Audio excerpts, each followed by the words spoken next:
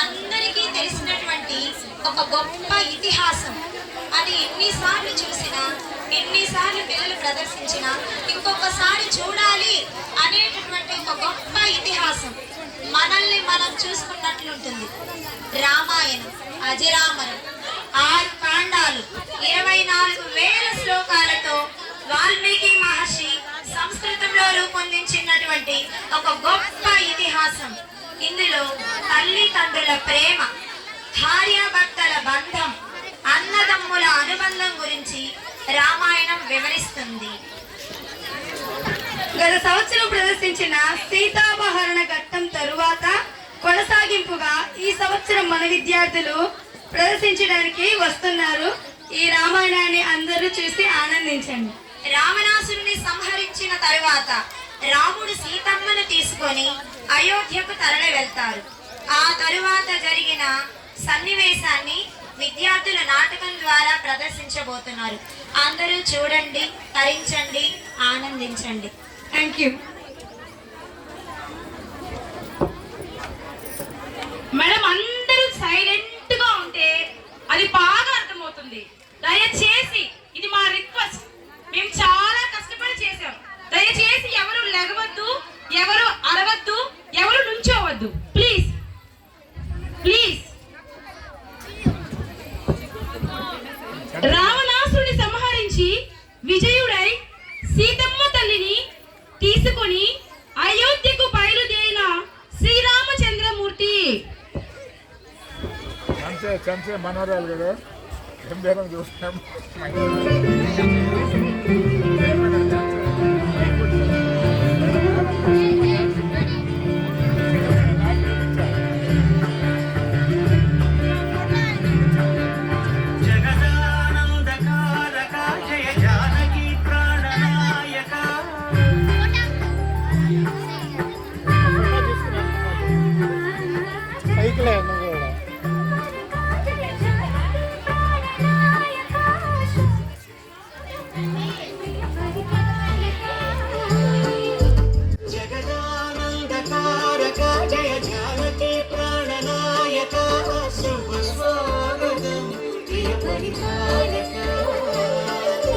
మంగళకరమౌ నీరాక ధర్మానికి వేదికవుగాక మా జీవనమే ఇక పావనముగాక. శ్రీకరమౌగాక సుఖ శాంతులు సంపదలిడుగాక నీ రాజ్యము ప్రేమ సుధామయముగాక. జగదానందకారక జయ జానకి ప్రాణనాయక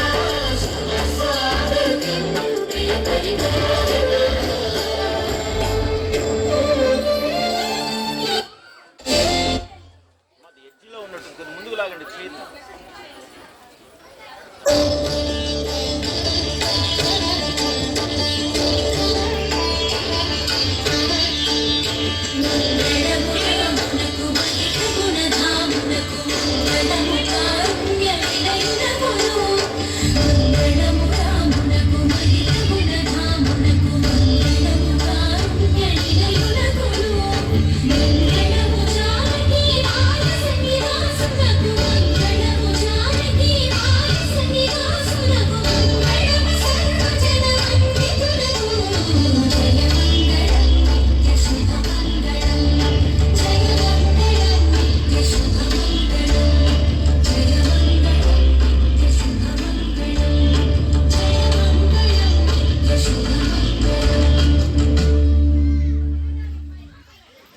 శ్రీరాములు వారు పట్టాభిషిక్తుడై రాజ్య ప్రజలకు రాజ్యాన్ని సుభిక్షంగా పరిపాలిస్తానని ప్రమాణం చేస్తారు.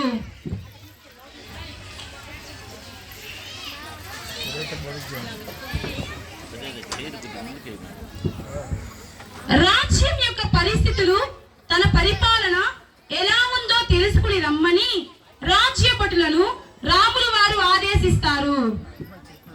రాజుగారి ఆజ్ఞ ప్రకారం రాజ్య భటులు సంచారం చేస్తుండగా అక్కడ చాకలి తన భార్యను తిట్టడం, కొట్టడం భటుడు గమనిస్తాడు.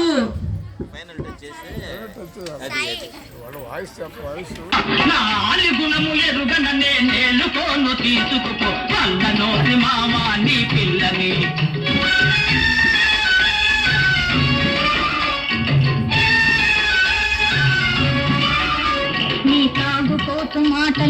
మానరా, నీ సత్యమైన ఇల్లాలిని చూడరా. నీ నగ్గి ముట్టుకుంటా, అది చేత పట్టుకుంటా, తల మీద పెట్టుకుంటా. ఎర్రి రాముడంటి ఓణ్ణి కాదులే, నేను ఎర్రి రాముడంటి ఓణ్ణి కాదులే, గొప్ప ద్రవ్యమైన ఇంట పుట్టినానులే. చూడు, అగ్గిలోన పడ్డ నువ్వు బుగ్గిలోన పడ్డ, పరా ఇంట ఉన్నదాన్ని పంచదేరనే తానా. వల్లనోలె పిల్ల ఇంకెళ్ళిపో, ఓ వల్లనోలె పిల్ల ఇంకెళ్ళిపో. వారి సంభాషణ విన్న భటుడు తిరిగి రాజుగారి రహస్య మందిరానికి వెళ్లి ఘంటానాదం చేయగానే రాములు వారు అక్కడికి వస్తారు. ప్రజలందరూ తన గురించి ఏమనుకుంటున్నారు అని అడుగగా భటుడు చాకలి శ్రీరాముని మీద వేసిన నిందను గురించి వివరిస్తాడు. ఆ విషయం తెలుసుకున్న రాములు వారు వేదనతో కృంగిపోతారు. కొంత సమయం తర్వాత లక్ష్మణుడిని పిలిచి, లక్ష్మణ, అరణ్యంలో సీతాదేవిని వదిలి రమ్ము అని ఆజ్ఞాపిస్తాడు.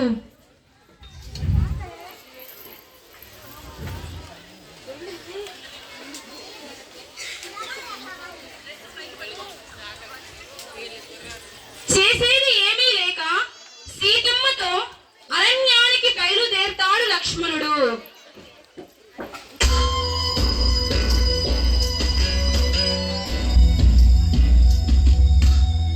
గాలి నింగి నీరు, భూమి నిప్పు నీరు, రామ వద్దనలేరా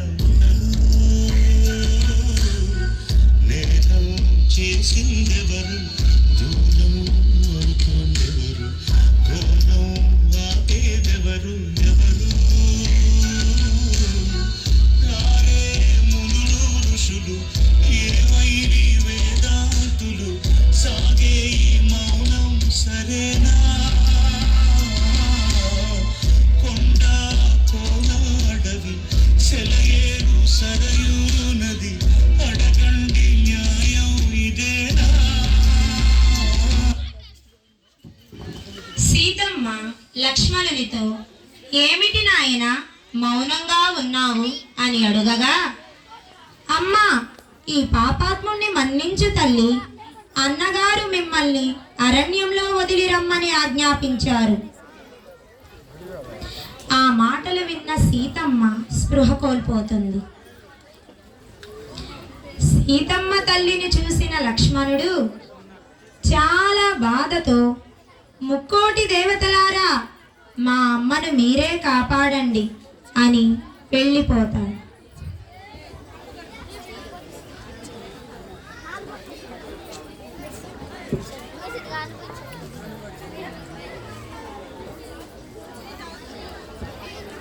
ఆ పరిస్థితులలో సీతమ్మను చూసిన భూదేవి ఆగ్రహంతో భూమిని చీల్చుకుంటూ వస్తుంది.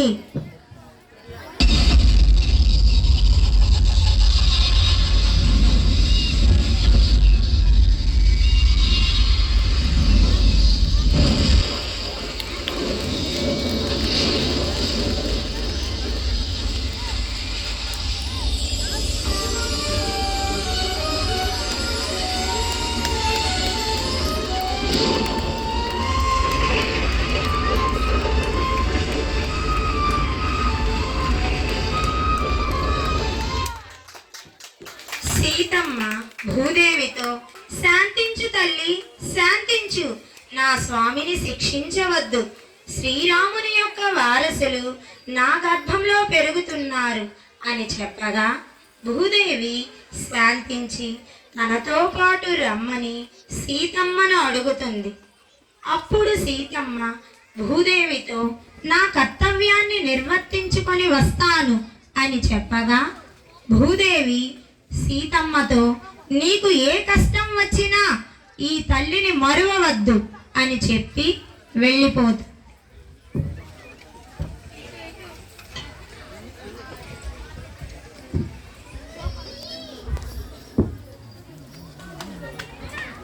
అప్పుడు బాలుని రూపంలో ఉన్న హనుమంతుడు ఆశ్రమంలో ఉన్న వాల్మీకి మహర్షి వద్దకు వచ్చి, జరిగిన విషయం చెప్పి సీతమ్మ అడవిలో ఒంటరిగా ఉంది అని వాల్మీకి మహర్షిని సీత వద్దకు తీసుకువెళ్తాడు.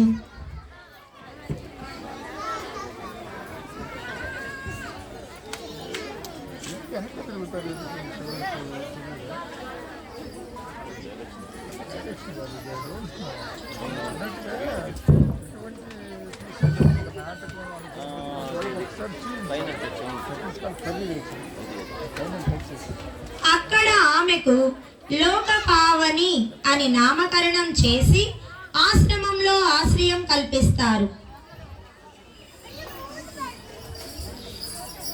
వాల్మీకి మహర్షి ఆశ్రమంలో సీతమ్మ వారికి లవకుశులు జన్మిస్తారు.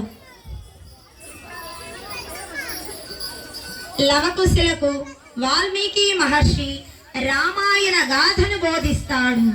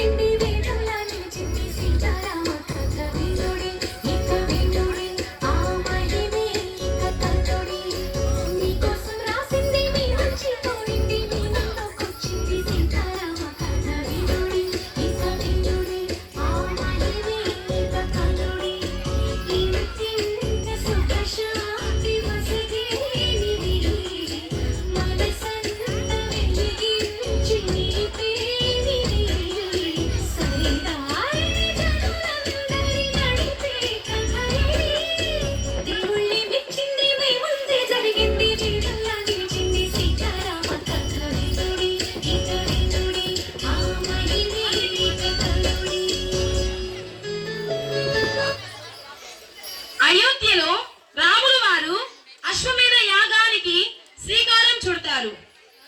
లవకుశులను వాల్మీకి మహర్షి భరద్వాజుడి వెంట అయోధ్యకి పంపిస్తారు.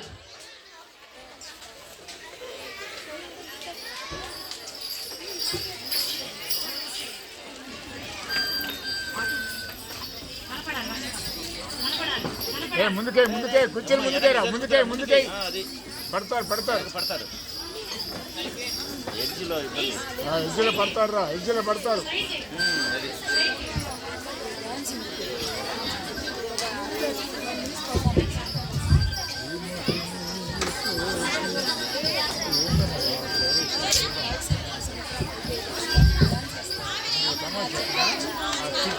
కూర్చోవాలి కదా ఇట్లా కనపడ జనాన్ని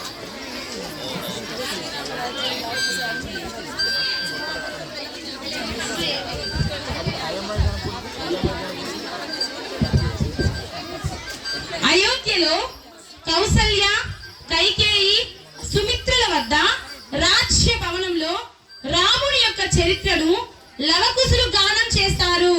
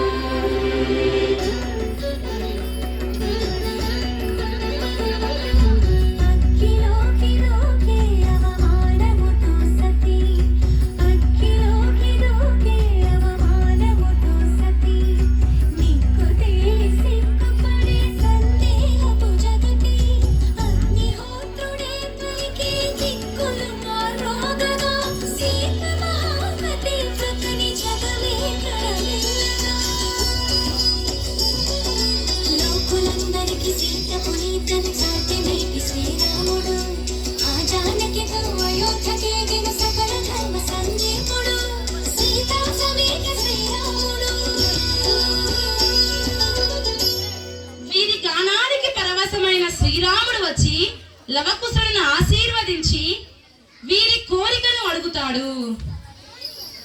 అప్పుడు వారు సీతమ్మను చూపించమని ప్రార్థిస్తారు. ఆ మాటలు విన్న శ్రీరాముడు అక్కడ నుండి బాధతో వెళ్ళిపోతాడు. అది చూసిన లవకుశులు కౌసల్య వద్దకు వెళ్ళి సీతమ్మ తల్లి ఎక్కడా అని అడుగుతాడు. అప్పుడు సుమిత్ర బాధతో లవకుశులకు సీతమ్మ తల్లిని శ్రీరాముడు పరిత్య మాటలు విన్న లవకుశులు ఆగ్రహంతో ఆశ్రమానికి వెళ్లి సీతమ్మకు జరిగిన విషయాన్ని చెప్పి శ్రీరాముడిని దూషిస్తారు. అప్పుడు సీతమ్మకు కోపం వచ్చి లవకుశులను దండిస్తుంది. వారు క్షమాపణ చెప్పి ఇంకా ఎప్పుడు అలా చేయమమ్మా అని సీతమ్మకు మాటిస్తారు.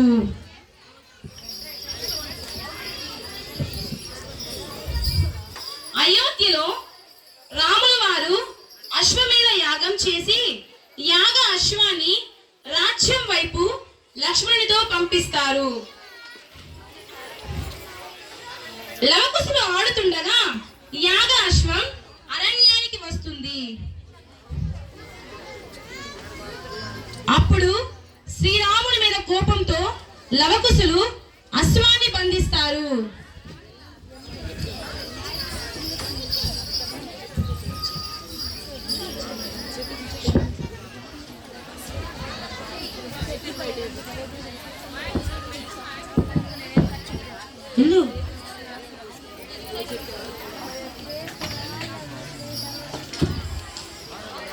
అశ్వం కోసం వచ్చిన లక్ష్మణునికి లవకుశులకు మధ్య యుద్ధం జరుగుతుంది. లక్ష్మణుని భటులను లవకుశులు యుద్ధంలో ఓడించి మూర్ఛపోయేలా చేస్తారు.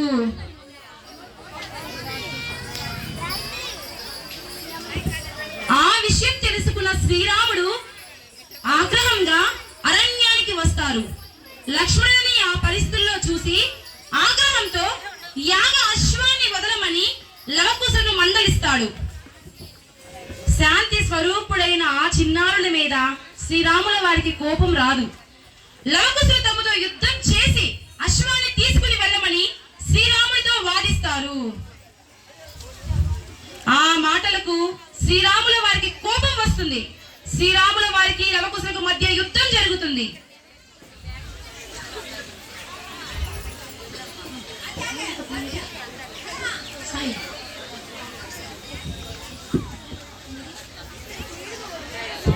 బాణం రూపంలో ఉన్న హనుమంతుడు పూజలో ఉన్న సీతమ్మ వద్దకు వెళ్లి రాముల వారికి లవకుశులకు మధ్య యుద్ధం జరుగుతుందమ్మా, వచ్చి ఆపమ్మా అని ప్రార్థిస్తాడు. విషయం తెలుసుకున్న సీతమ్మ పరుగున యుద్ధ స్థలానికి వెళ్లి లవకుశులను దండించి యుద్ధం ఆపుతుంది. సీతాదేవిని చూసిన శ్రీరాముడు సంభ్రమాశ్చర్యాలకు లోనవుతాడు. సీతమ్మ లవకుశులతో దుఃఖిస్తూ, ఆయన ఎవరనుకుంటున్నారు, మీ తండ్రి గారు అనగా లవకుశులు ఆశ్చర్యపోతారు.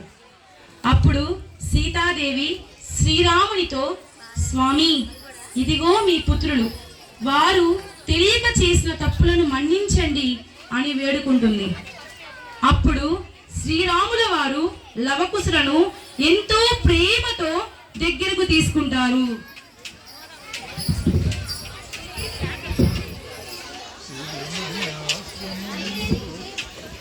లక్ష్మణుడు సీతమ్మ తల్లితో, అమ్మా, నీ కష్టాలు నేటితో ముగిసినవి, అయోధ్యకి వెళదాం రమ్మని అడుగగా సీతమ్మ తల్లి లక్ష్మణునితో, లేదు నాయన, నేటితో నా కర్తవ్యం ముగిసినది.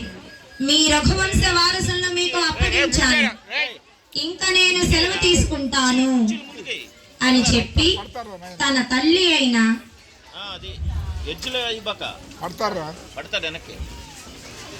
భూదేవిని పిలుస్తుంది. వెంటనే భూదేవి భూమిని చీల్చుకుంటూ వస్తుంది.